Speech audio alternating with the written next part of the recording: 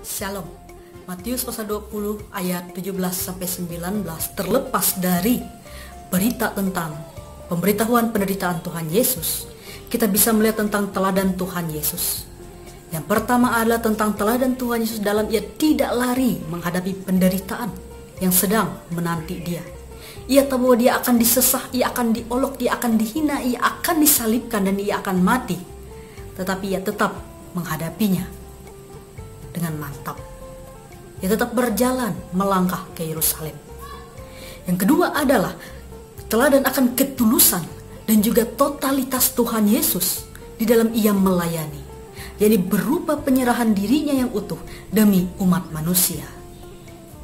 Kita tidak pernah bisa menyamai Tuhan Yesus Kristus, tetapi kita senantiasa dianjurkan untuk mengikuti teladan Tuhan Yesus Kristus. Penderitaan yang kita alami pada masa ini pasti tidak sebanding dengan apa yang dialami oleh Tuhan Yesus. Dan kalaupun kita menderita, kita berbuat hal-hal, jika Kristus menderita untuk menyelamatkan semua orang, ia mengorbankan secara total. Bagaimana dengan kita? Seringkali kita pikir-pikir dulu untuk bisa berbuat kepada orang lain. Apalagi jika itu kita pandang merugikan diri kita sendiri. Maka akan ada banyak tambah kurang kali bagi yang akan kita pertimbangkan, akan kita perhitungkan sebelum kita berkorban bagi orang lain.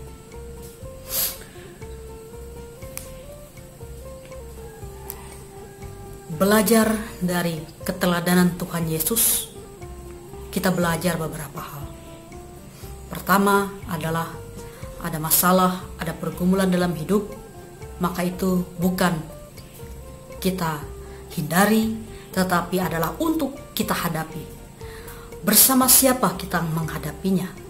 Selain kita menghadapinya bersama saudara seiman, bersama keluarga, bersama orang-orang lain, kita juga harus menghadapinya bersama-sama dengan Tuhan.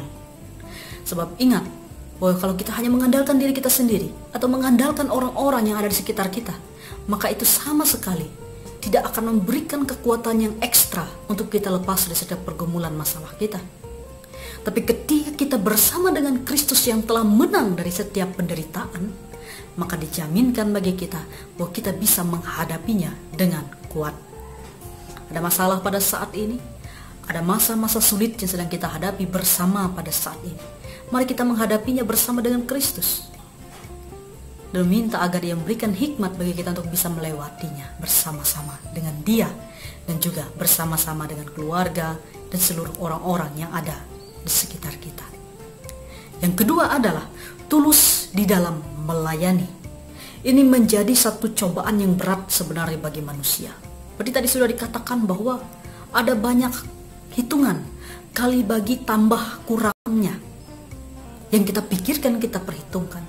Terkadang melayani pun bukan apa adanya, tetapi ada apanya. Tuhan saja melayani kita dengan totalitas, dengan tulus.